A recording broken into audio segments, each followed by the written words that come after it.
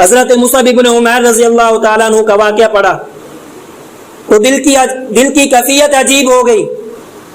اپنے علاقے کے سردار ہیں, جاہو جلال ہے, نوکر چاکر ہیں, ایک دفعہ نئے کپڑے پہنے, نیا لباس پہنا, ازار بند باندھا اور براجمان ہوئے اپنے نشست پر, تو کہنے لگے کیا مجھ سے زیادہ کوئی جاہو جلال والا ہے؟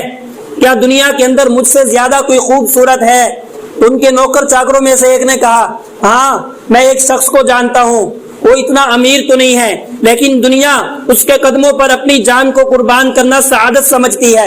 وہ کہتے ہیں اس کا پتہ بتاؤ. اس نے کہا وہ مکہ کے اندر ہے. وہ کہتا ہے کہ میں اللہ کا نبی ہوں, مجھے اللہ کا نبی مان لو. وہ کہتا ہے لا الہ الا اللہ پڑھ لو, کامیاب ہو جاؤ گے. حضرت مصعب بن عمیر رضی اللہ تعالیٰ عنہ گھوڑے پر سوار ہوتے ہیں, کئی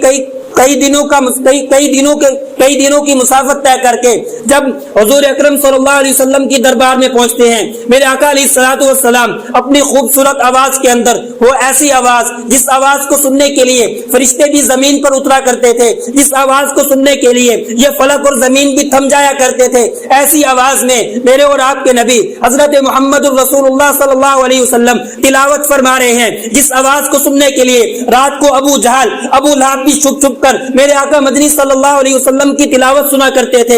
ایسی آواز میں میرے اور آپ کا نبی محمد الرسول اللہ صلی اللہ علیہ وسلم اپنی خوبصورت انداز کے اندر قرآن پڑھ رہے ہیں. حضرت مصعب بن عمیر دیکھتے ہیں کہ میرے نبی قرآن پڑھ رہے ہیں, چہرہ بھی خوبصورت, انداز بھی خوبصورت, آواز بھی خوبصورت, تلاوت بھی خوبصورت, انسان بھی خوبصورت. کیا دیکھتے ہیں, میرے نبی کے قدموں کے اندر آ جاتے ہیں, میرے نبی کو کہتے ہیں مجھے کلمہ پڑھا دو, مجھے اپنا دیوانہ بنا لو. میرے نبی علیہ الصلوۃ والسلام حضرت مصعب بن عمیر رضی اللہ تعالیٰ عنہ کو کلمہ پڑھاتے ہیں, کلمہ پڑھتے ہیں. کچھ روز حضور اکرم صلی اللہ علیہ وسلم کی خدمت کے اندر رہتے ہیں. یہ اپنے علاقے کے سردار ہیں, واپس جاتے ہیں. واپس جب جاتے ہیں علاقے والوں کو پتہ چلتا ہے کہ ہمارا سردار آ رہا ہے, استقبال کے لیے باہر آ جاتے ہیں. بچوں کو پتہ چلتا ہے کہ ہمارے والد آ رہے ہیں, استقبال کے لیے باہر آتے ہیں. بیوی بھی استقبال کے لیے باہر آتی ہے, ماں استقبال کے لیے باہر آتی ہے, والد استقبال کے لیے باہر آتے ہیں. پوچھتے ہیں کہاں گیا تھا؟ کہتے ہیں میں ایک ایسے شخص کے پاس گیا تھا جو کہتے ہیں کہ تمہارے جو